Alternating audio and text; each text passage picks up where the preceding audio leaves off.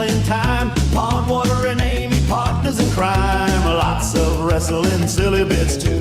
Having a blast bringing our show to you. They rant, they rave, they won't behave. Wrestling fans, come out your cave. It's time to BS and misbehave. Talking Rasslin, time to go. Ring the bell and start the show. Talking Rasslin, time to go. Ring the bell and start the show.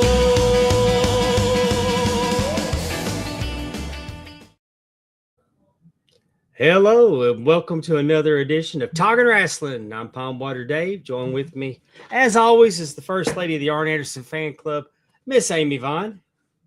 How are you this evening? I'm above ground. I'm upward and mobile. This time change is kicking my ass. Really? How come? Work? What? Well, yeah, it's just we went out. We were in West Monroe for BIW Saturday night, and we come rolling in about 1:30 in the morning, which is really 2:30 in the morning, and then we got up, no kidding. And then we got up and went to church like the fine, upstanding Christians that we are. Yes. So running on very little, got way behind on the sleep. Well, and I bet, like you said, that it's always hard whenever you are up when the time change. You see the hour leave before your eyes, kind of thing. I'm sure that was kind of a the dogs very harsh. And the dogs were going to get up. The dogs were going to get up at the same time anyway. Exactly. Oh, yes, 100%. The dogs are still thinking it's whatever time. I totally get that too. I had a retreat. I actually, my church, speaking of being fine, upstanding Christians, my church had a retreat this weekend, and I helped facilitate that.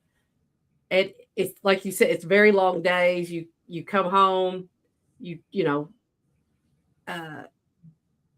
try to go to sleep, but then we also had the time change. So it was like, making sure I was so paranoid that something wasn't going to flip over right. And I was going to oversleep, and it was just, and I was going to be rushing and all that stuff, but it did work. Everything was okay. I got to my designated places as needed. And I love it because a couple of the people that I had the retreat with, they low key like wrestling too. So I'm super, so I got to talk to them a little bit. I got to see them, and I love it. So, everybody low key loves wrestling. Yes. They really do. Like I said, they've gone different places and stuff like that, but they're very jealous about what I get to do next month. Well, we have a guy at work this morning that he was just going on and on about CM Punk had gone too far, that he really pissed the Usos off. And about the dead comment or whatever. You know how used to you'd say, "Oh, that's all fake," and then you'd go, "Except that was real. That was real." And he was convinced. And man, I was so happy for him that I wish I could watch it that way. And it just, I'm jealous that he could get lost in it like that. And I'm so excited because when wrestling's good, it works like that.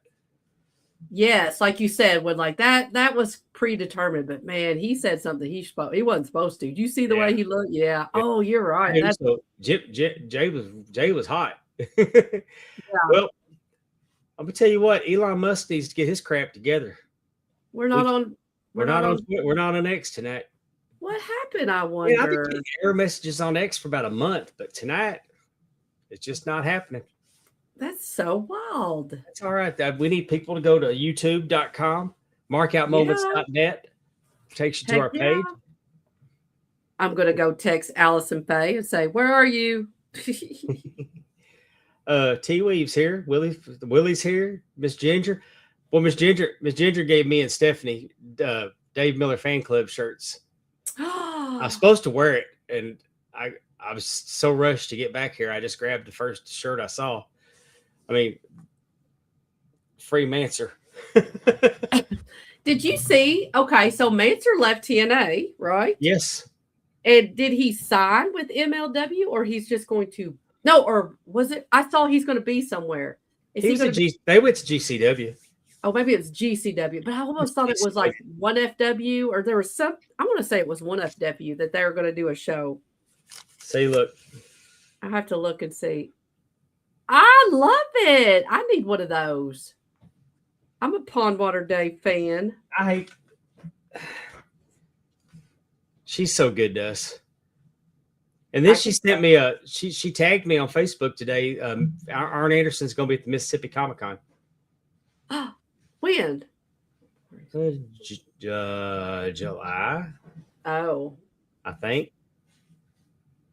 really? I have to see why that. I have to look at that. I have to look at those dates. I'm going to go see him next weekend. I got ticket and everything. June 26th through the 28th at the Mississippi Trademark. And I was planning on going anyway. Because they've got a photo op with Lee Majors and Lindsay Wagner, the $6 million man and the Bionic Woman. Oh, that'll be cool. I don't normally pop for those celebrity photo ops very often. There's only a handful that I would want to do. Like I wanted to go get Vicki Lawrence. Yeah, she gets in the mama gimmick. Oh, she did. Oh, so she will. She'll wear the outfit. Oh, that's pretty cool. Mama gimmick. But when I saw that, I mean, Lee Majors, I was all about $6 million man when I was a kid. Oh well, yeah. Andre the Giant had a cameo in that, right? Yeah, the first episode with Bigfoot. Andre the Giant played Bigfoot. It didn't give him his props for that, but yeah, that was Bigfoot. That's pretty cool. All comes back to wrestling. I didn't know who Andre the Giant was. Like a friend of mine told me that was Andre the Giant playing Bigfoot, and I didn't know who Andre the Giant was. Really? Good day, Ben. Morning, Ben. Matt Elvis Presley's here. Man, the comments are flying.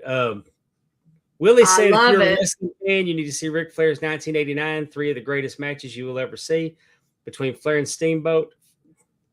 400 immediately by a feud with Flair and Terry. Oh, yeah. That trilogy is the absolute best. Definitely.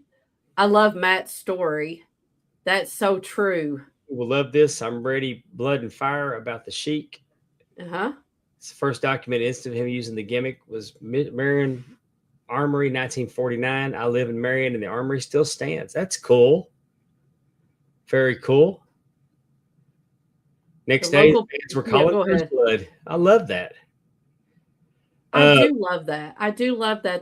That sounds like your little Louisiana's town that would be believing everything. Homa.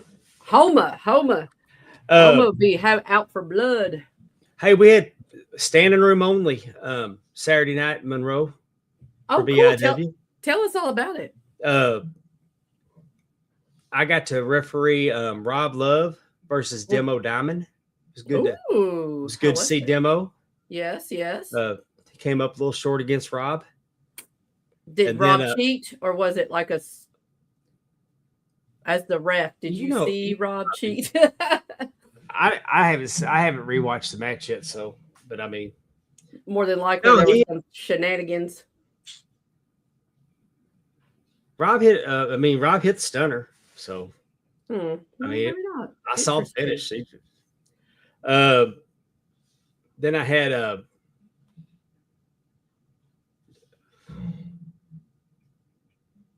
Jaden. Good God. I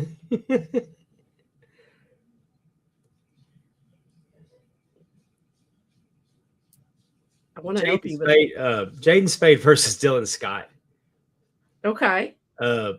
Great match. High energy. Now, who are those names? I don't know if I've heard them before. This is Jaden Spade. Okay. And this guy's a star. And I hate doing this, but you know how occasionally I'll tell you that I just get a real feel for somebody? Yep. Like, I'm not disparaging anybody, but I'm saying that there's some that just really stand out. And this guy has charisma. Ooh. I mean, he is incredible. He energetic. The crowd loved him. Where's he out of? Texas? New Orleans. New Orleans. New Orleans. Wow. Got his start at Wildcat down there with Luke Cox. Okay.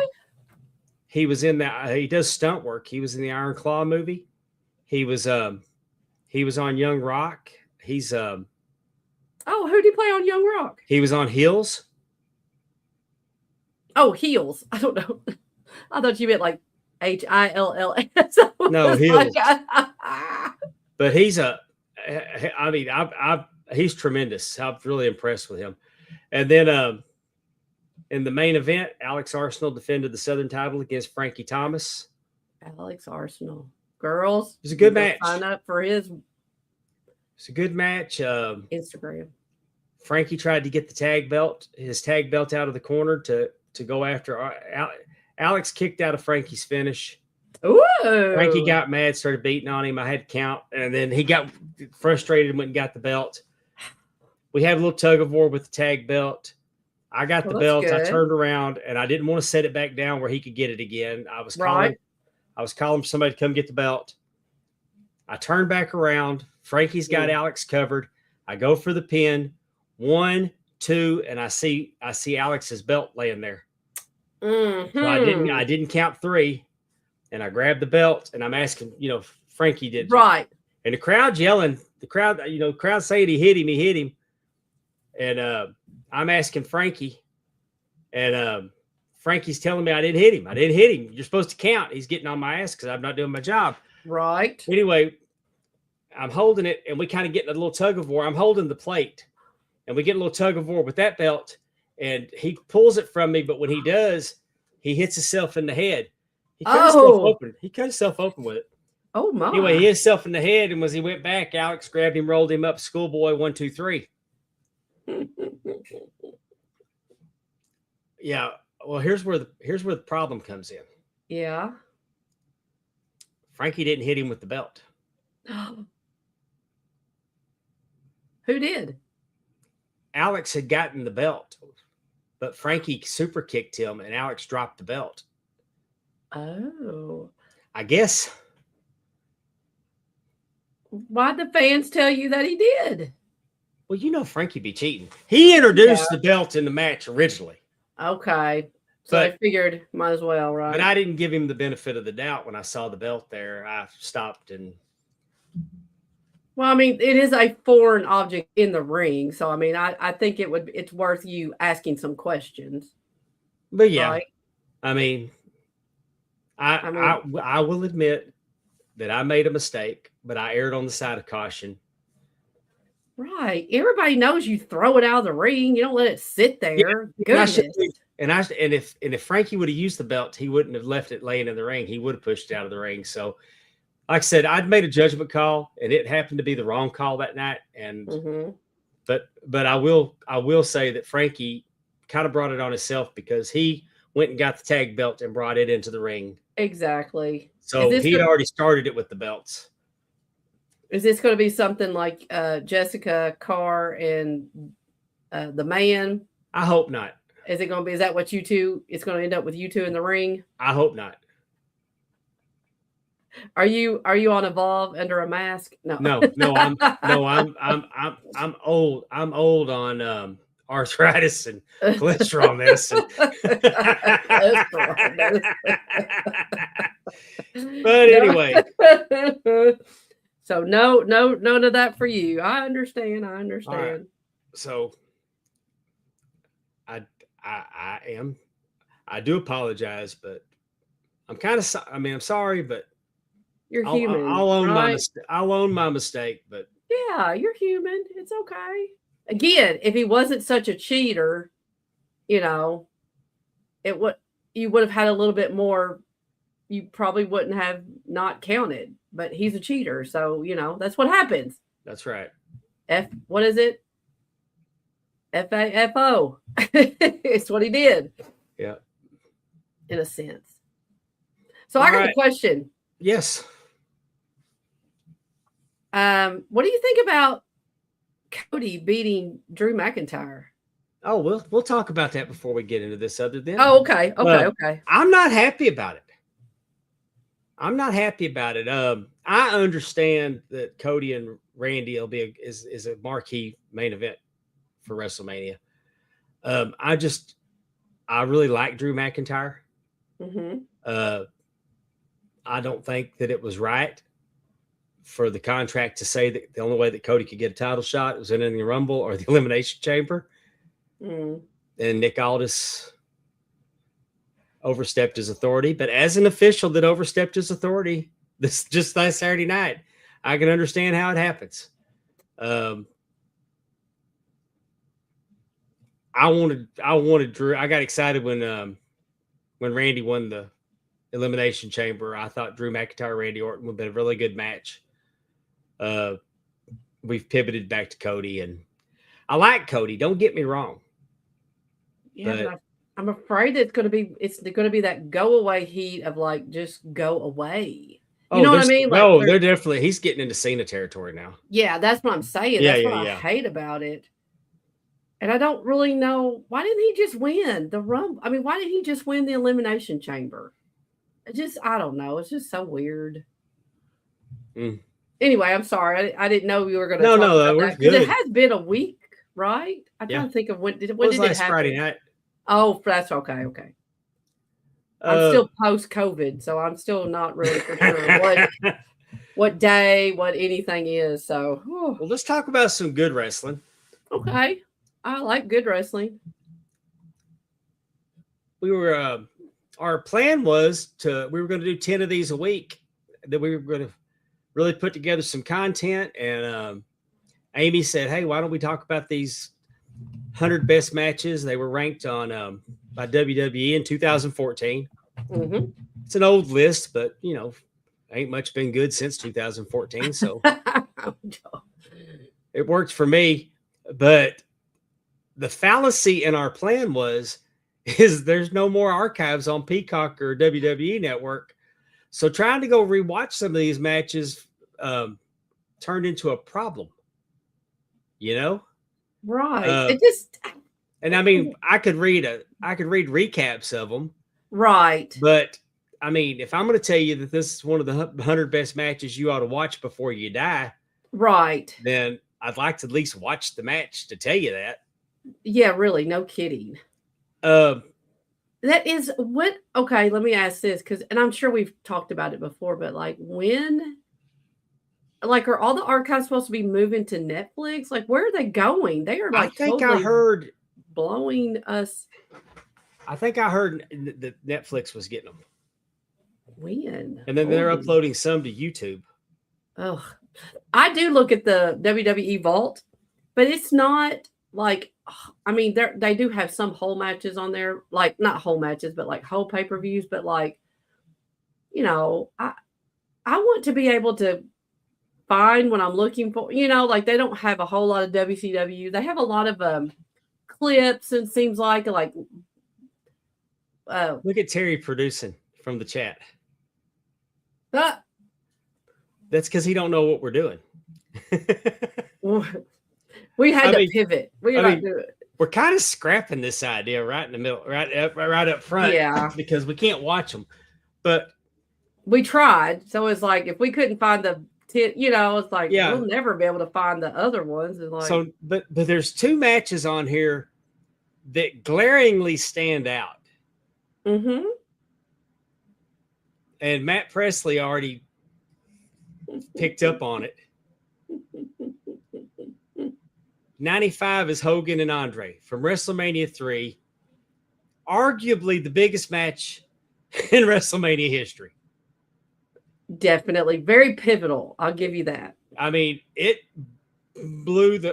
drew. It wasn't the best match on the show. No. Savage Steamboat was best match on the show. True. But as far as matches you should see, there's no way that this match should be 95. We're going to talk about the top 10 in a minute. Mm-hmm. And maybe it's not top 10, but just for the historical significance, how do you put Andre the Giant and Hulk Hogan's WrestleMania 3 match all the way down at 95? Like, I mean, let me see. I'm just gonna scroll up to 43. You got Booker T versus Chris Jericho versus Kane versus Rob Van Dam versus Shawn Michaels versus Triple H in an Elimination Chamber in 2002. I mean, they got Hulk Hogan versus the Ultimate Warrior at 48 from 1990. But this match against Andre the Giant, again, I'll repeat, the biggest wrestling marquee matchup. I mean, it's definitely top 10 in pro wrestling history as far as what's on the marquee. Wouldn't you agree?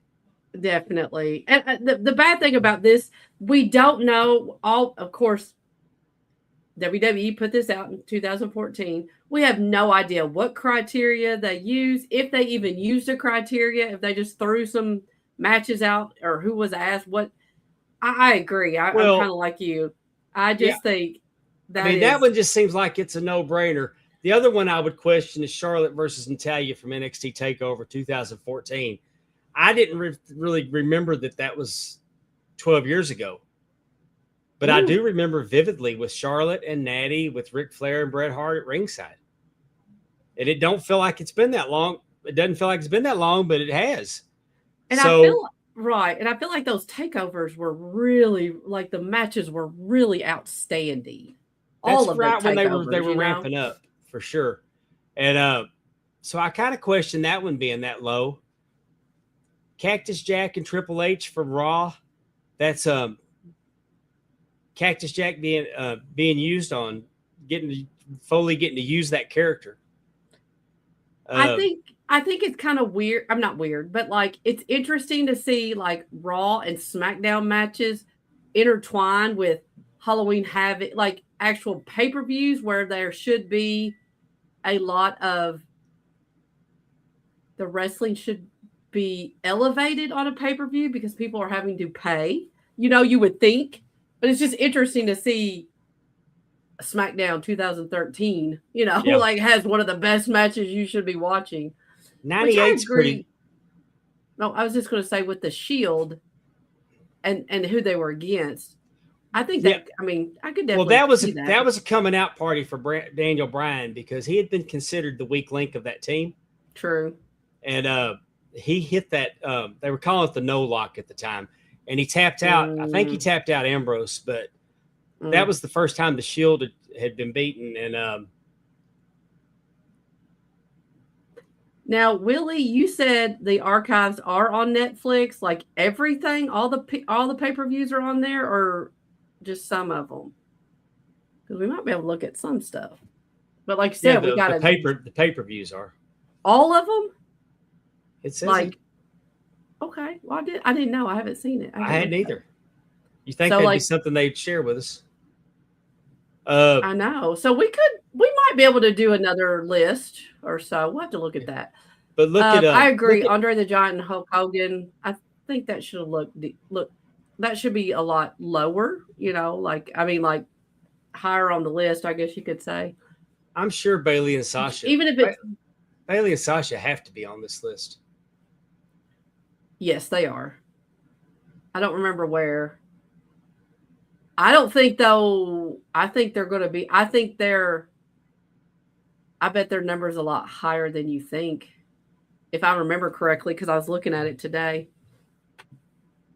Yeah, number 98 is pretty significant because that was on ECW pay-per-view in '97. But you had Dick to go, Tajiri and Hamada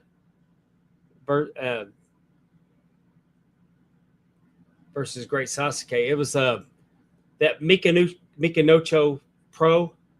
Mm-hmm. They were doing that fast-paced, high-flying action before. I mean, in 98. I mean, 97. That wasn't commonplace. It was kind of a big deal. Well, in ECW, yes, they had some pay-per-views, but it's not like they were having once a month. Like it was still third, right, behind WCW and WWE. So the fact that they even got one on here that wasn't backed from WWE, like after they buy everything, and then they still use the names. I think that's pretty good. I'm looking and I do not see. I watched this Diamond Dallas Page Goldberg, I think. I mean, you didn't see the end of it if you watched it live, because that was the pay-per-view that got cut off. Oh, no, I did not. I wouldn't have remembered if I watched it live or not, 98. But I think that, I mean, I don't know. I don't know if I would have. Surely, I guess got to think 2014. I feel like there were better matches. Like I feel like that's weird that they picked that match. I didn't think it was. Well, super this was great. at the bottom. Yeah, but let's look at the top 10. Yeah, because I was ready to go and just crap all over the top 10. Yeah, I mean, number 10, Bret Hart and Shawn Michaels from WrestleMania in 1996, WrestleMania 12. That's solid. I can't argue with that one. CM Punk and John Cena from Money in the Bank. Maybe not. Edge, Christian, and the Dudley Boys versus the Hardy Boys at WrestleMania 17. I was there.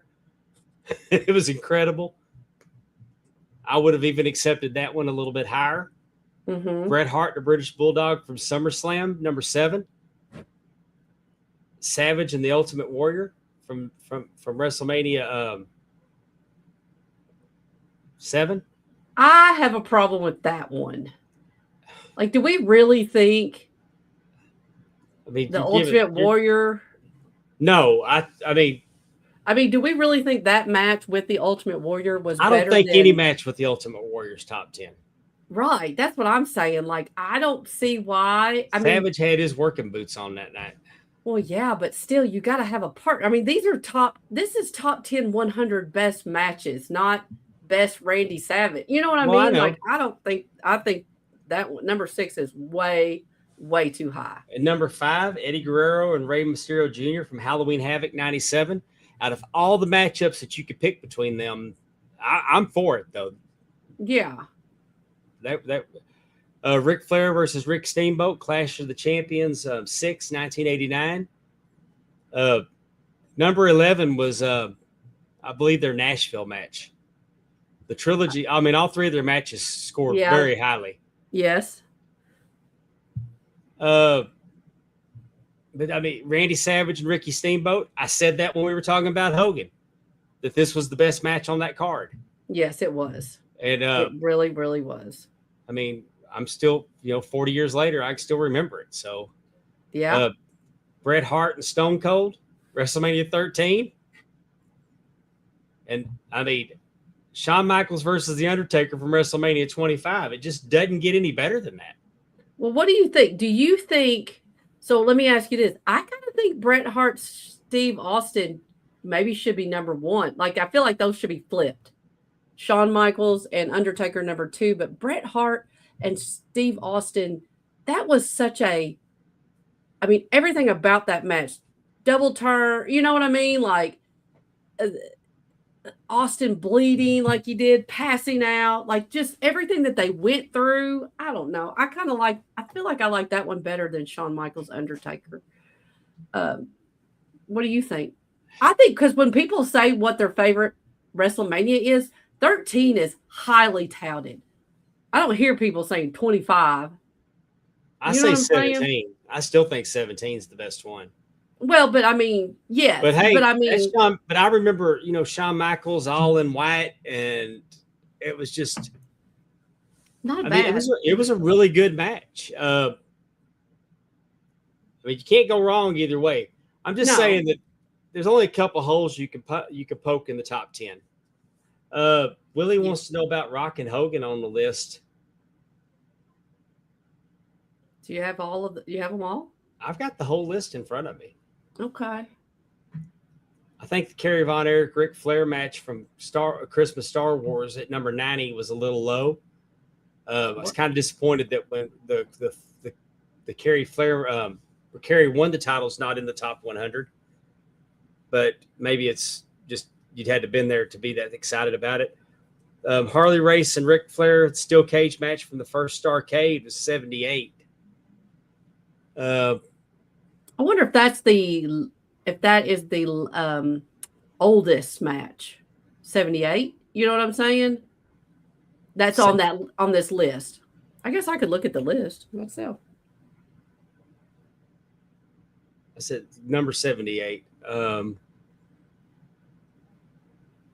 looking. Now I gotta find it again.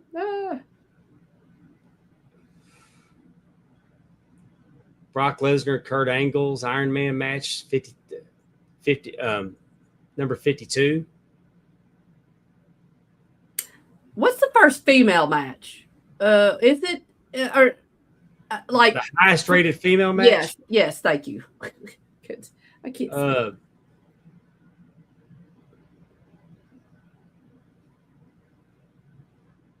I'm looking, Amy. It's got to be riveting. I gotta look. I know. I gotta go look at it too. It was on Cage Match. If you all want to look, it's cagematch.net. They had a listing. You can watch. Let's see the whole list on WWE.com. But do you know some of the numbers are not the same? It's weird. Yeah, I noticed that on a couple of them. And I don't know. Hey, I'm going to tell you that from just the best I can tell, Charlotte and Natalya is the only one on the top 100. Well, no, I know Bailey and Sasha are on there. I saw that one. Yeah, but you got to keep in mind this was 2004 up to 2014. I did not see Bailey and Sasha on there.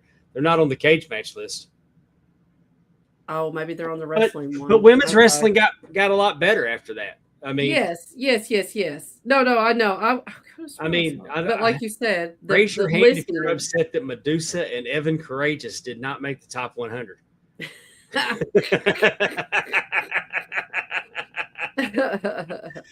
I have no idea who did the list. It was Cage Match and WWE. So I know that's what I'm kind of like. I don't know. I don't either. I don't know why. Like, I don't know why Cage Match would have a separate, would have lists different than WWE, who it took it from. You know what I'm saying? Yeah. Well, I don't know. Isn't that so? That's weird. The Ric Flair, Ricky Steamboat trilogy goes from number 4, number 11, and number 17. So, which one was 17? 17 was Wrestle War. That would have been national. Okay. Number 11 was Chi-Town Rumble. Okay. Which actually is my favorite of the three. I feel like Tully and Magnum Magnum are number 30. That seems kind of low. That seems really. I gotta look and see what did they consider better than that. I'm interested in knowing. Yeah, I mean, it was a good idea, Amy. Yeah, it was a good idea. Fart in church is what it kind of end up as being like, isn't it? Yeah.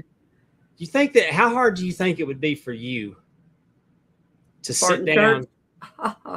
Sit down and do the top your top 10 wrestling matches that you've ever seen? That would be very hard, I think. Yeah. Because I don't always go by, like, Hell in a Cell was 50. Like, how can that be 50? If you think about what all, like the aftermath and what all the talking of that, I guess that it's a prominent match. I mean, it was ugly, bowling shoe ugly, as old JR would say. But it's also because he was probably concussed, and and then when the top fell through and he didn't brace. I mean, that whole match itself was just.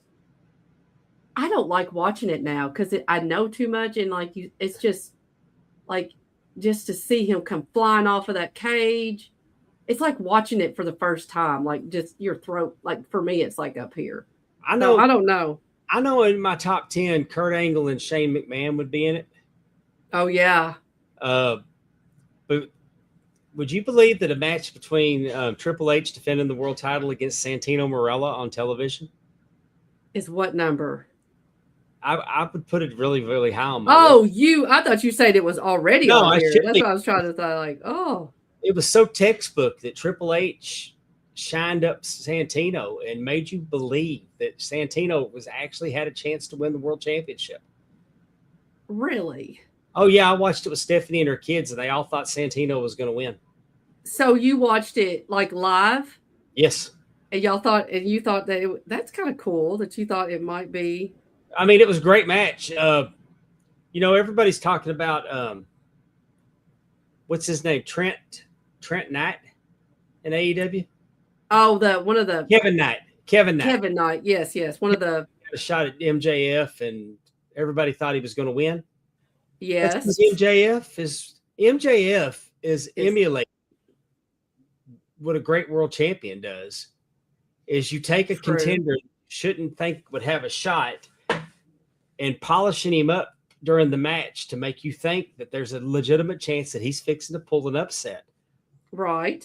Flair's formula. Flair would go to Alabama and make Brad Armstrong look like he was going to take the belt. And he'd come to Texas, and it didn't matter if he was in there with Chris Adams or Kerry Von Erich or Kevin or Terry Gordy or whoever. You thought they were going to pull the upset. That was what he did. He would go around making your local guy look like $1 million. And you thought, man, maybe he'll get him next time. And then you'd go back and see if he could get him the next time. And that's what MJF did. And right. Because I keep hearing about now, but everybody wants to read in like, now what are they going to do with Trent? With Kevin? Like, yeah, why were they going to do with him? And then they brought him out and had him take the pin in the main event later that night. Like, my question is, why is he working twice in the same night? That's immediately what I thought. You only got 479 wrestlers that work there. You wouldn't have to use the same guy twice in one night. True. So, anyway. What is number 85 on Cage Match list? Because on WWE, it is Bayley versus Sasha. On Cage Match, it is Rick Rude and Ricky Steamboat. 30-minute Iron Man match, WCW Beach Blast in 92. Isn't that so weird? Yeah, it has number 85 is Sasha Banks versus Bayley. I wonder if WWE's just scrubbed Rick Rude from their website. I don't know. I don't either. It's kind of, why would they do that? They inducted him into the Hall of Fame. Yeah, right? The Nature Boy always came to Portland, made it look like Billy Jack Haynes would kick his ass. Yeah. This is just so weird. I wonder if they rewrote it. I wonder if Cage Match was like, no, we don't really think that's, because I don't even see Rick Rude at all. Like you said, like, it's not like, oh, it was the first, like, oh, that was 30 and this is 30. There's no way that Rick Rude and Jake Roberts don't make the list. There's no way Rick Rude. I mean, if Randy Savage and the Warrior made the list, then Rick Rude and the Warrior had to make the list. Can you even top 10? That's where I'm just like, are they ridiculous? I don't know about all that. Yeah. Again, there's no criteria. We have no idea what the thought was about this. Probably just, how can we get some people to watch some random matches? Let's say that we think they're the best, or this is the best that you should be watching. Well, you know what we need to watch now? It's time for Amy's Trivia. Think you have the facts. Let's play and see. Yay! Okay, so what I did is I did trivia. I took what, according to Cage Match, was the 100th match, which was Chris Jericho versus Triple H at Fully Loaded in 2000. So I said, you know what? Let's do a little trivia about that one. And I thought it would be a thing, but like I said, now we've decided we messed up, but that's okay. We learned. So Fully Loaded took place on July 23rd, 2000. Where? So where did this pay-per-view take place? Was it Dallas, Chicago, Philly, or Boston? 100%, Matt. Yes, I do agree that. I would totally be guessing on this. Mm-hmm. I don't remember Fully Loaded coming to Dallas in 2000. I'm gonna guess D Boston and Austin. Hey, Austin Kendrick. Austin is guessing D also.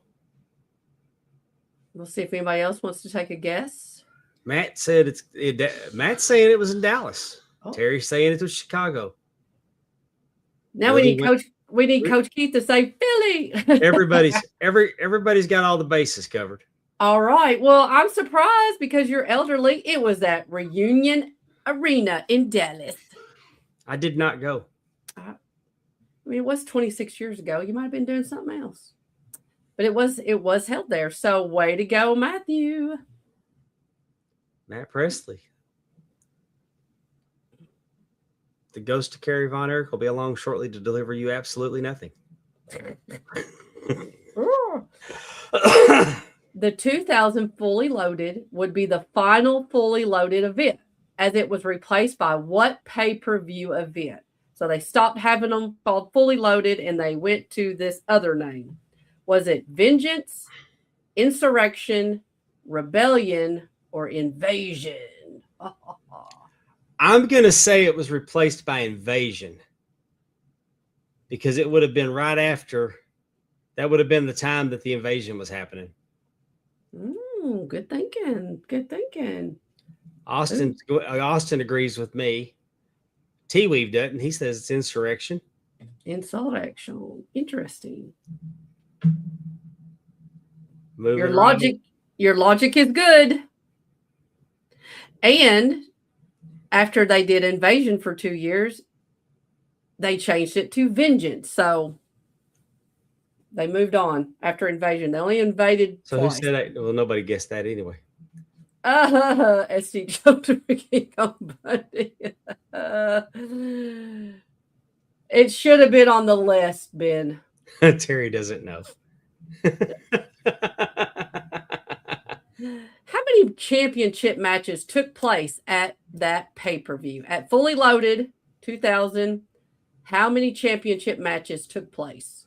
Was there 2, 3, 4, or 5? I'm going to say 2. Which 2 do you think? World title and Intercontinental. Okay. Austin said 4. Willie said 4. Matthew went 3. Terry went 4. Nobody said 5. You said 2, right? I said 2. It was 4. Oh. It was the European, the tag titles, the Intercontinental Champion, and the World the World title was all up for grabs.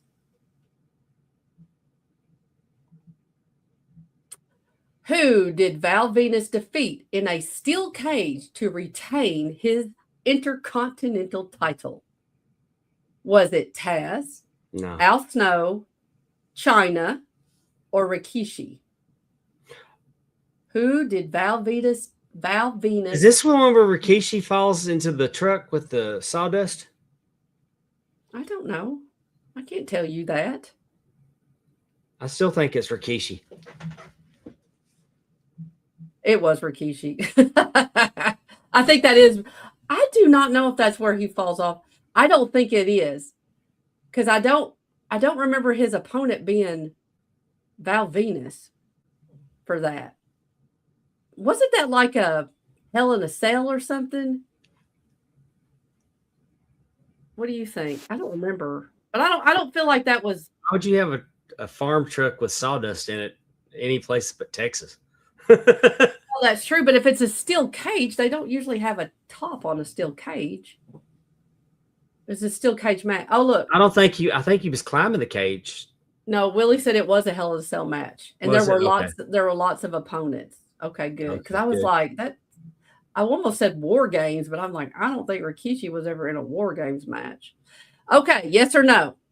Is the Triple H versus Chris Jericho Last Man Standing match, which is number 100 on the list, the longest match on the card? Yes or no? Yeah, with Triple H, it would be the longest on the card. Anybody in the chat want to? Man, this sounded like a great card. I can't believe I didn't go to this. It must have been on a Saturday. Possibly. But no, they were doing Sunday pay-per-views. I don't know why I wouldn't have gone to this. Yeah, I don't either. It was good. Of course, everybody is correct. Yes, it was the longest match on the card at 23 we were probably minutes bowling that night and couldn't go. 10 seconds. Maybe so. And then, but it was a good card. Is the Triple H versus Chris Jericho last man standing match the only match on the top 100 list from this pay-per-view? So are there any other matches from this pay-per-view that made the top 100 list? Yes or no? No.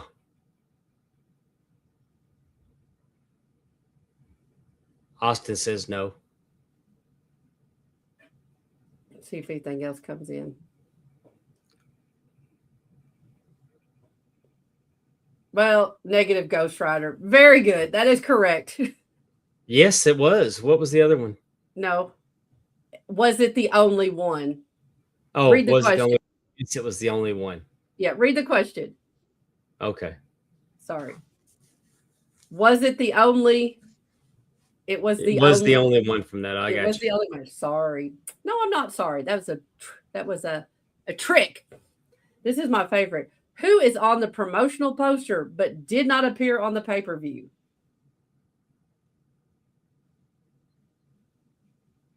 Who is on the promotional poster for Fully Loaded but does not appear on the pay-per-view?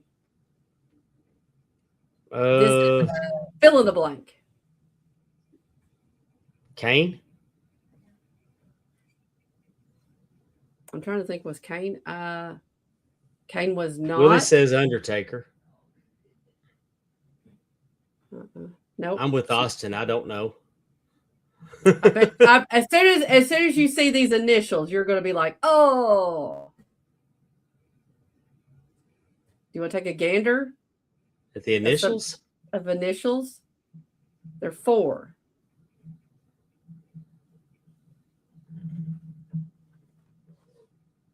Four initials? Uh-huh. Road Dogg Jesse James? No. Oh. Go ahead. Flip it over. Stone Cold Steve Austin. Yep. It's only him on the promotional poster, and he's not even on the pay-per-view. Ooh, go try a new Asian place. That sounds good. Broadway musicals. Ooh, that'll be fun. Yeah, I actually looked and that they were doing Broadway musicals this week. What's your favorite Broadway musical? Singing in the Rain. You like that one? Love it. I like Rock of Ages. That is what that, or even Mamma Mia. I don't mind Mamma Mia at all. I really like that album music. And Sister Act is fabulous. Hairspray's great. I guess maybe I like them all. Singing in the Rain. Singing in the Rain, Phantom of the Opera. Mm-hmm. Have you ever gotten to go on Broadway? Have you ever gotten to see anything like that on Broadway in New York? No, me neither. I've been to musicals. I used to be a season ticket holder at the Dallas Summer Musicals. Oh, awesome! We have a great. What I walked out of Pippin. Why? It sucked, but I loved it. I used to watch it on Showtime. Used to show musicals. Or in plays. HBO would show plays. Showtime would show musicals, and I walked out of Pippin, but I loved it. What is that one? You know what that is? About King Charlemagne.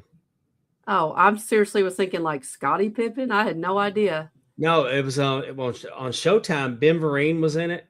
And the guy that played the Greatest American Hero was in it. Really? What's the guy's name that was on the Larry Sanders show that the Larry David? No, he was he was in Men in Black. He was Tommy Lee Jones? No, the boss. His name is right on the edge of my. He played like the program director on the Larry Sanders show. Oh God, I can't think of his name to save my life, and he was in it. I saw The Best Little Whorehouse in Texas. So what made you walk out of the musical? I was bored. It was just bad. I just didn't want to be there. Did it go along with what you had watched? It was longer than a horse dream. Yes. Really? I didn't know if they like you know, like sometimes they take liberties, and it's like, don't do that to it. Oh, Rent, that was a good one. Mm. I really like that one too. I don't know if I've seen a bad movie. We have a I like a Carson lot of the Center. classics. The King and I, Yeah. Oklahoma, Have you seen Rent? Showboat. I seen Rent. I've seen. I think I saw it on TV. I didn't see it. I didn't go see it. We have in Paducah. There's a place called the Carson Center, and they bring in different acts and stuff like that. And then even my sister in Mayfield, they have the Purchase Players, and they put on musicals. They did a fabulous job on Hairspray last year. So I like that kind of stuff too. So Well, when I went and saw the Best Little Whorehouse in Texas, Ann Margaret played Miss Mona. And the guy that played Andy on WKRP was Ed Earl, Sheriff Ed Earl. Really? Yeah. Okay. Gary. I know I can see him. Yeah. But I can't think of his name. I think I like obviously I like Rip Torn. Rip Torn is who I'm thinking about. Oh, okay. Okay. I've not seen those. I didn't see that. And I've seen Men in Black, but I couldn't remember who it was. I definitely like musicals that are upbeat, lively music. You know, I've seen West Side Story. It was okay. I mean, I liked it, but again, I like the more upbeat music. Like I said, a Mamma Mia, Rock of Ages. Rock of Ages is definitely one of my favorites. 80s hair bands. I'm 100% about it. So I can't wait to vote. I wonder, it'll be interesting to see how the voting goes. You know, like you said. And you can vote on that on the TNA Top 10. Yes. With T-Weave, Andrew, and Allison do a great job on that show. I kept calling Andrew TJ last week on this. It was but they do a great job. And so when you see the poll come out, vote on it. The more people that vote makes it better. I'm looking forward to seeing what the top 10 musicals are. I cannot imagine that Phantom of the Opera. Wicked. I saw Wicked. See, I don't know if I have interest in that as much. Have you ever seen Wizard of Oz? I've seen Wizard of Oz, yes. Then you would love Wicked. Now that both movies have come out, you should watch it because it's because when you're watching it, it makes the Wizard of Oz make sense. You're like, oh, that's why that's that way. Oh, that's why that's that way. Kind of like prequels. Yeah, it's a prequel kind of thing. Prequel. It is so good. Mm-hmm. I'll have to do that one day. Now because the first Wicked is the first part of the movie up till intermission. Right. And then it picks up, and I didn't know that. But it's I saw the musical in Dallas. It was great. Cool. I really loved it. Interesting. I'll have to look into it. Yeah, I will. I'll have to see if it ever comes around here or anything like that. Like I think that would be, I would be interested in seeing it. So let's see. But I often say the TNA Top 10 is the best show on Markout Moments. It is. And I will say this just briefly in case unless maybe you didn't watch it this week for some odd reason. It is really fun when lots of different people vote because I can guarantee Hannah Montana was not on my list, probably not on yours, and it showed up in the top 10. So you just never know who's voting and what they're going to vote for. So it makes it really fun when the top 10 comes out. The boys on Drunken Pop just released March 1989. Exxon Valdez, Tom Cruise, Stupid Criminals. It was just it was a entertaining show. Those boys have cranked it up and they're kicking them out where they cover everything pop culture. It's a snapshot of a month and a year. Check them out here at markoutmoments.net. Think about 1989. Ooh. TJ Stevens is doing Bash on the Buttons. He's playing different consoles. He's playing different games. No telling we may have some competition coming up soon. Playing a little EA golf. We may be playing some WWE 2K. We may create our own wrestlers and have our own little wrestling federation. Ooh, that'd be fun. Y'all do that. I'll cheer from behind. That boy was busy. Where I'll Yes. take a 30-day snapshot of a superstar. What they were doing on the road. I just recently did Arn Anderson's April of 1985, where he worked 29 out of 30 days, traveled 8,000 miles. They're just fun little 10-minute or less episodes. So check out That Boy Was Busy here at markoutmoments.net. TJ and Dollar Dave are going into 4, talking about NASCAR. It's been an exciting season already. Tyler Reddick won the first 3 races of the season, which has never happened before. Just coincidentally is a car owned by Michael Jordan, who happens to be the greatest of all time. Love hearing the conspiracy theories that the fans have that Michael Jordan took NASCAR to court. And part of the settlement was that he got to win all the races this year. I watched race Sunday just because and Tyler Reddick ran up front all day. I mean, he was in the top 10 all day long. But I watched it just to see if he could do 4. The golden era of WWF.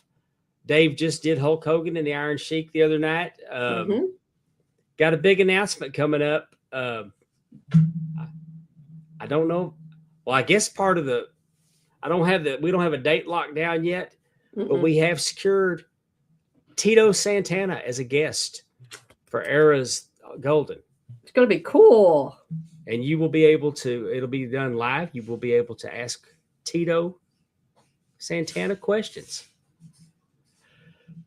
Legends, let's rethink this, is another Dollar Day vehicle where what if Surfer Sting would have been the third man? It's fun what ifs here at markoutmoments.net. Over on the Dav Network, we have the Double Dropkick podcast. Kevin Davenport's doing his thing over there. We love him. Yes, we do. And Spanning the Globe is off the Dav Network, and they go every Thursday night talking about wrestling belts. They'll have guests occasionally. Those boys do a great job also. We can't forget where we're going to be Friday night. You didn't forget, did you? I did. Well, no, I didn't make a graphic for it, but we're going to be on the TL5 Wrestling podcast this Friday, where Dave and I will be teaming up, and we will be arguing our point against who is the best manager from a list of 16 candidates. Dave, I don't know if you got a chance to look at the list and the matches. I did. Matchups. We have our workout on some of them, and some of them are. I saw the bracket. Paul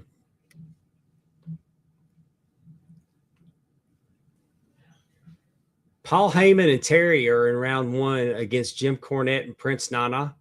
Yeah. Cherry Montel and Don Callis against in the same bracket with Gary Hart and JJ Dillon. Man, Gary Hart and JJ Dillon's going to be hard to call. Jimmy Hart and China. That ought to be pretty easy because I don't think China is so much as a manager. Paul Bearer and Miss Elizabeth. That's good. I think that could be hard. I know who I would vote for, obviously, and who I'm going to argue for, but I could see where some people would be like, I'm a little torn. Paul Ellering and Mr. Fuji, and that Classy Freddie Blassie and Bobby Heenan. That's a strong bracket. Join us Friday night. I believe it's 7 our time. I believe it's 8 their time. I think they will let us. I think they'll let us share it on our channel. Oh, good. Yeah, I think they did last time, didn't they? Yeah, we'll share that on our channel. I believe they let us do that last time. Because we have Till 5. We have. Are we doing it? Is it live? Is it live or are they taping it? If it's live, we'll share it. If they'll, I mean, I'm assuming that they won't have any problem with that. I think it's live.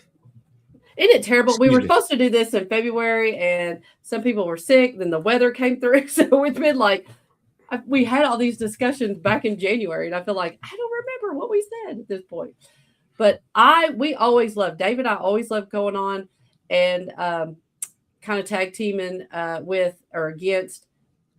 Professor Bear will be there. The sharpshooters, the Till 5 group, because we're all from different eras, it seems like. And so, like, Yeah. you know, like Dave is going to say, like, Gary Hart is like, oh, that's going to be hard. Some of the other people in the group are going to be like, they've never even heard of Gary, you know, so they have more of a, they probably Well, I'll have, educate them. well, yes, I know. I'll have the opportunity to educate them. Yes.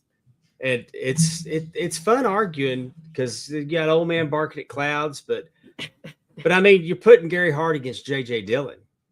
Right.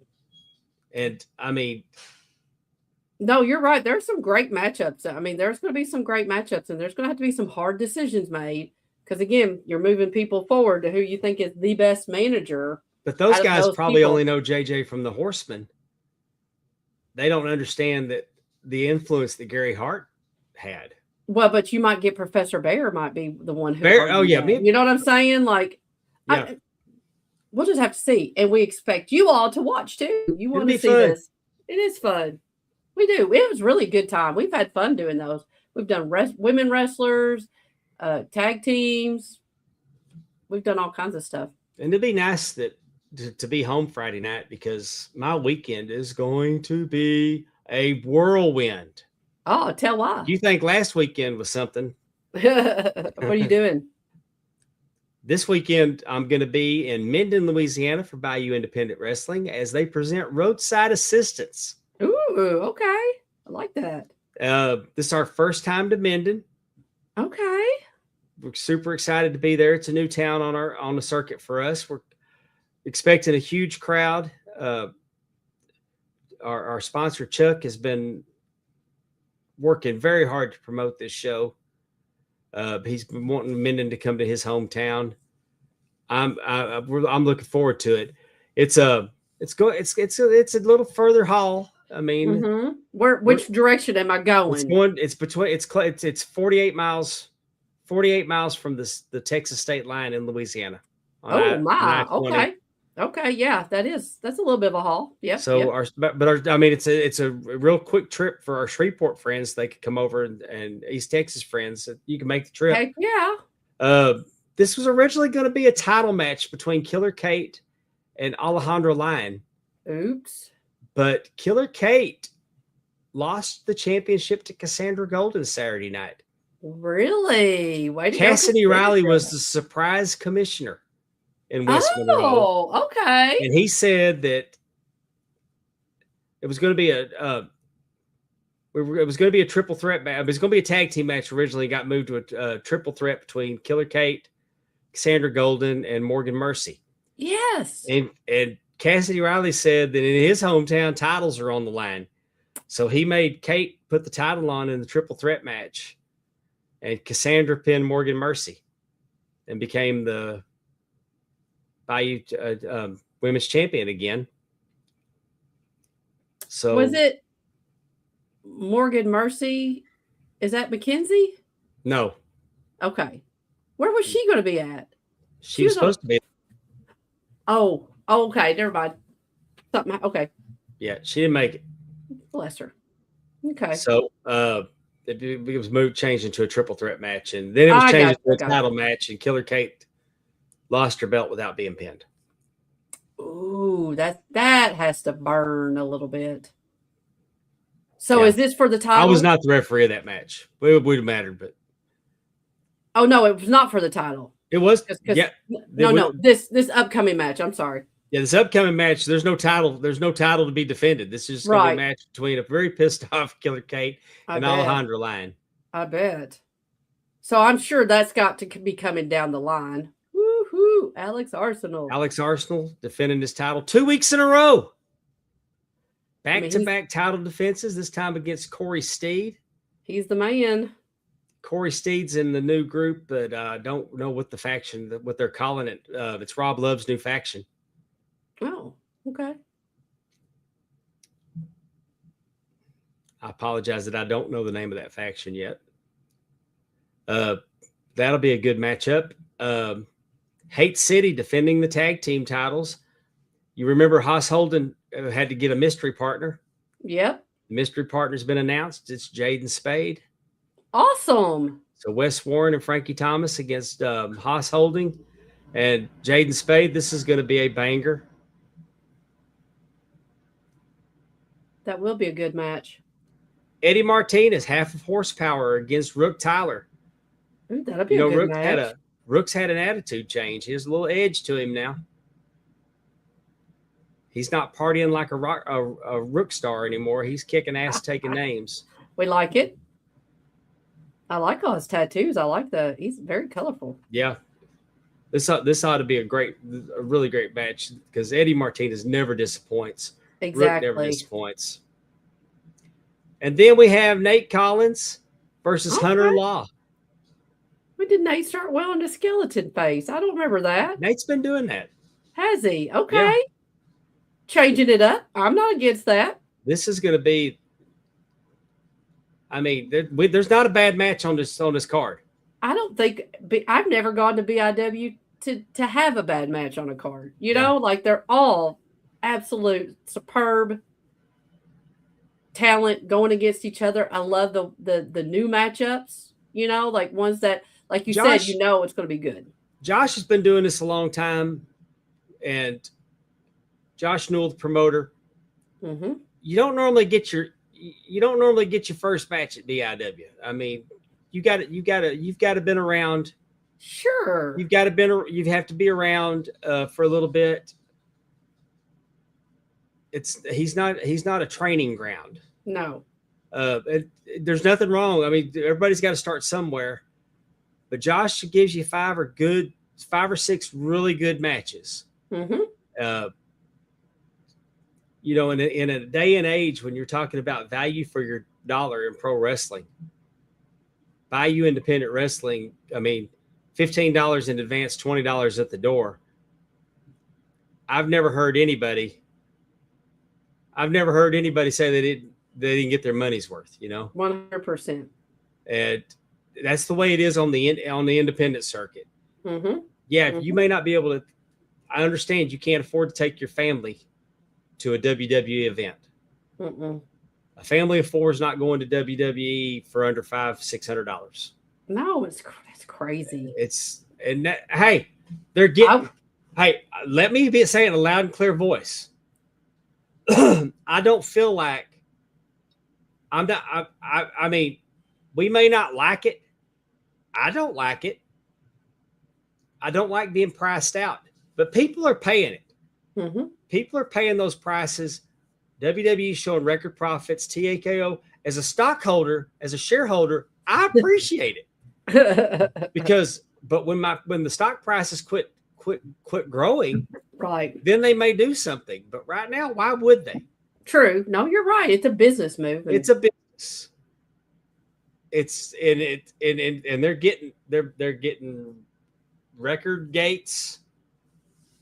And you're saying, yeah, but they're not selling out. Well, they don't have to if they're getting record gates. And we don't want them to sell out because then the prices will go up again. I say all that to say that you have options. Definitely. Really good options. I don't know. Drop in the chat what part of the country you're in. I could probably tell you where there's an independent promotion that you can go support. Mm-hmm. And just because they're not on TV don't mean you won't be entertained. And a lot of them have YouTube or Twitch. I mean, a lot of them can be seen, you know. PX is on Twitch every week. Exactly. They just had their big women's event last week. Yes. They crowned their first American Joshi champion. Yeah. Shayna Baszler was there. Yes, I saw that. And I apologize that I can't tell you who won the tournament. I didn't do my MPX research. I'm just saying that we don't want to spoil it. But just watch it. But yeah, I'm saying that go support these. It's a great night of entertainment. You're gonna get your money's worth. Definitely. You're gonna get your money's worth. You're gonna get your wrestling fix. And then one of these days you're gonna be watching TV and you're gonna see somebody that you saw. Like, oh wow, look at that. I saw them. I remember that time I went to Bayou Independent Wrestling and I saw them wrestle. Or even better, I got to meet them at the merch table or after the match. And, I mean, that's really fun too. So it's support your local indie this weekend. They're all over. They're everywhere. And like I said, next weekend I'm going to Rome, Georgia to see one FW Rumble in Rome. It's Arn Anderson's homecoming, and that car. I mean, they've got everybody coming. I mean, it's going to be very, very good. I'm very, very excited. I'm taking my niece and nephew, my sister free. Mary. Mary's is that going a free with show? me. No, it's not free. Oh, but I mean, I think I paid $20 for my ticket. Yeah, So I mean, no, not with getting to see Arn, Brock, Jeff Jarrett's going to be there. Billy Gunn's going to be there. Off the top of my head, because I'm really going for Arn. So whoever else is there, I'm pretty sure that Harley Cameron is going to be there, and she's with another. I'll figure it out. But yeah, so I mean, anyway, it's $20. $20 is what I paid for that ticket, and I think they're. I don't even know if there's any tickets left. They were selling out pretty quickly. But you go take something. Is there anything left that you have of Arn's that you need Arn to sign? I mean, I always sign your arm and you're gonna get it tattooed. No, I have my Slam Buddy. I've brought that a few times, but I don't know. I don't want to ask him. I don't know. I've got his autograph several different places, and I don't know why I don't want to ask him for his autograph, but he would do it. I know he would, but I've got several. He's got. You had your belt autographed? It was autographed. I mean, not the one I kept. The one I did that I gave the one that you kept and get it autographed. I might do that. And if I you keep up with it, no. And if you need a belt to get autographed, we have big time belts over at facebook.com. Very true. Join the group. Hometown Hardware got their bass tournament hooked up. I love that. That's so nice. Time belts. Tim Robinson got the AMW Heavyweight Championship. The red, white, and blue. You got to love it. Blue. AMW stands for American Made Wrestling. Mm-hmm. Worked for them 2009, 2008, 2009. One of my favorite places to ever work. Cool. For Tim and his family. Look at the quality of this belt. The Statue of Liberty. You got the wrestlers. You got the waving flag. The colors. Beautiful. That blue is all just beautiful. They do such a good job over there. The Women's Empire Championship belt. I love that white leather. There's something about putting white paint on a main plate. Mm-hmm. White paint, you don't see it very often. There used to be a NWA belt in Florida that they used. Joe Price had used white paint on, and the NWA logo is like a background. Uh-huh. It really made it pop. I like the white with the gold. That's the impression that it made. That over 20 years later, I still remember. Definitely. But go to facebook.com, Big Time Belts, join the group. If you can dream it, we can make it. High quality and low prices. And also, I will say congratulations to Muhammad Zubair, who's getting married on the 28th of this month. My brother's birthday. Congratulations. It's funny. My sister just had her birthday, Amy. Mm-hmm. My older sister, Kathy. Yeah. She's 8 years older than me. She turned 68.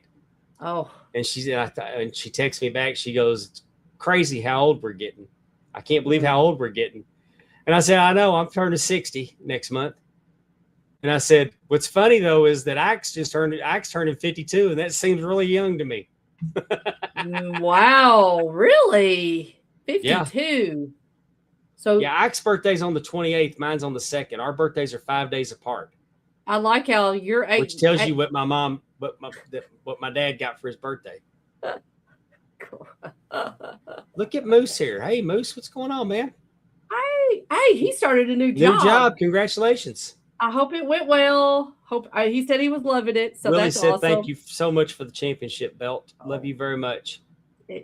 Absolute my pleasure. I got a birthday present this weekend. Early. You did? Teppy hooked me up. With what? I got some new boots. Ooh. That's called Piraruku. Piraruku. Yeah, my friend said it looks like somebody put my boots in a waffle iron. But that's called Piraruku, and that's a fish. Okay. And they come in all different colors. Our friend Rooster said he's got 17 pairs of them. Rooster looks like he would have 17 pairs. Rooster's got a lot of boots. Yeah, I was going to say. And he looks like he would have different colors, too. The ones he was wearing Saturday night, he took his flashlight and shined them on them, and they kind of changed colors. That's really cool. Where is this? Yeah, I'm colorblind. I don't have that luxury of getting different. I can't get different. Right? I mean, I got to get something that like I know goes with everything. Right. What is this fish native? Like where would you find that fish? Like in an ocean or like what is it? Do you know? South America. I think I want to say I think it's like in the bass family from South America. That's right. Really cool. I had no idea. It looks wild. They seem to be really popular. I see them everywhere. Oh, okay. So it's a big thing now. I like them though. Well, Stephanie didn't. She thought they were ugly. Mm-hmm. And she came around on them because we've been looking at them, and I've been, and I saw a pair that were really light gray, and I liked them, but I'm glad I didn't get them because they'd probably get dirty. Yeah, I like those. And like you said, goes with everything. You'll be really hard to mess that up. Yeah. Colorblind and all. Comfortable boot. And where'd you get them? Cavender's in West Monroe. Awesome. Service was excellent. I wish I knew the girl's name. She was excellent. She took good care of us. And you go, that's for your birthday. I love it. Yeah, you're gonna. I mean, it's gonna be here before you know it.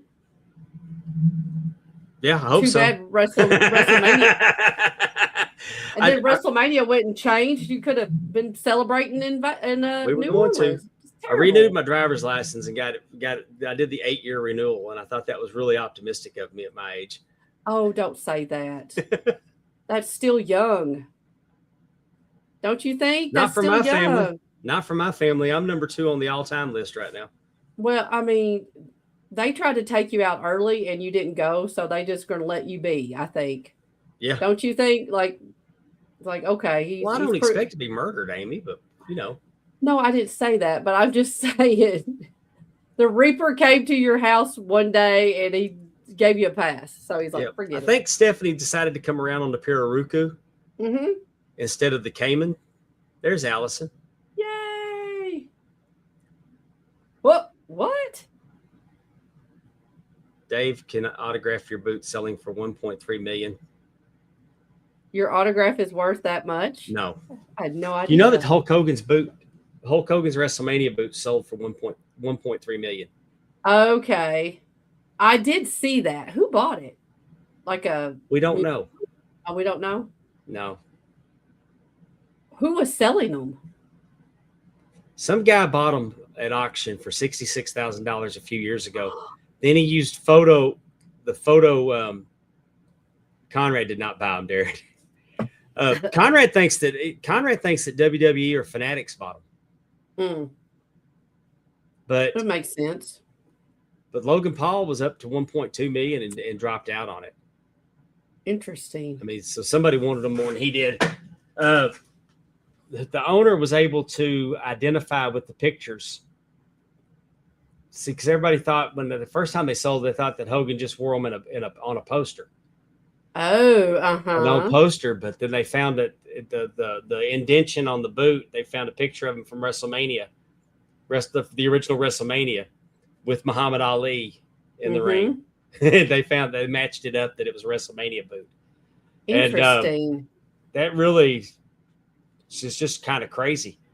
And I would not be surprised if WWE did not start using a prop master, costume maker, designer, and start providing gear for their superstars so they can start capitalizing on selling reused gear.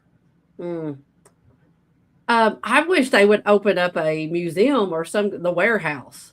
Could you imagine what that would be like? I would love it. Conrad did seem to indicate without saying it that they may have been overvalued, but I may have read that wrong. Well, I mean, I guess they would have had to get some kind of authenticity. I mean, it wouldn't be like me saying, "Oh, these are the pictures. They match the boot." Like, I'm sure they had the to pictures go. matched it, and Hogan autographed them. I mean, Hogan, they were autographed by Hogan, and said Right. those were his WrestleMania boots. He did say it. Those were his WrestleMania boots Yeah, when they sold for 66,000. I don't know. I think the guy after that. Okay, because I was going to say, man, that seemed something weird. Anyway, I don't know. Lots of questions, lots of thoughts. Hey, don't think that those David Von Erich trunks may go to auction. You definitely, hold on to them. Well, I mean, anytime I see Von Erich stuff at auction, it goes way higher than what you think. It blows my mind. But there's, you got to think about it. Those David Von Erich trunks were, when he was doing great things in '83, those were on. I mean, they have a lot of history. The yellow with the black stripe, and I mean, when you look at what Ric Flair boots go for, right? And Rick did it for 50 years. There's a lot of them. Exactly. David didn't do it for very long. There's not a lot of his stuff. So right, that's exactly what I was thinking. Is that the amount of things that are available that are his is very limited because he wasn't around as long as some others that sign everything. But look at what the market is now. If you valued a pair of those boots at $1 million, look what's the big gold belt worth? I can't. I just. I mean, crazy. Yeah. I would have to think that Belt Fan Dan Belts by Dan thought that he said $3 million, and I thought that was low. I would think if the boots are $1, the big gold belt would probably be around $5, in my opinion. It's also though what someone is willing to pay for it. I'm not saying that they wouldn't be willing, I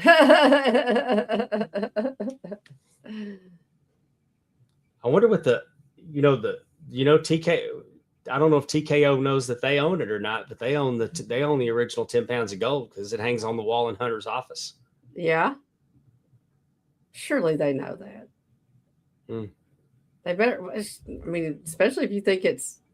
Well, do you think they went in and took inventory when they bought the place? Well, no, but surely he knows. Surely, Triple H knows and has it, behind some kind of. I'd had it in my living room. When they changed buildings, it would have gone to my living room before it would have made it in the new building. Well, that's true. I'm saying, anyway, what it's worth, have it behind some kind of bulletproof glass. People are crazy. And while we're talking about Conrad, let me just go ahead and mention Ring Classics. Ad-free shows is now Ring Classics. They're no longer on Patreon. They've got their own app. But go to ringclassics.com. Go to the website. It costs more. Apple really adds on to the subscriptions. So, but you can go to ringclassics.com and register on the website. Use code PondWater2026 and get you a free month. I really like JBL's Have More Money Now. I really like that show. It's fun. It's a good listen. Talks about stocks and, different things like that. He's very, very intelligent. And then Conrad's there too, who also has a good financial mind. And it's just really cool to listen to because it's just not something in my wheelhouse, I guess I should say. So I like listening to and learning. So I'm trying to double check that code. Is it not working?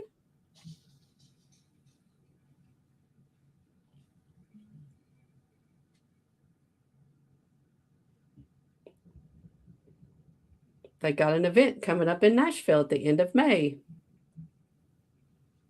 Yeah, Pondwater 2026.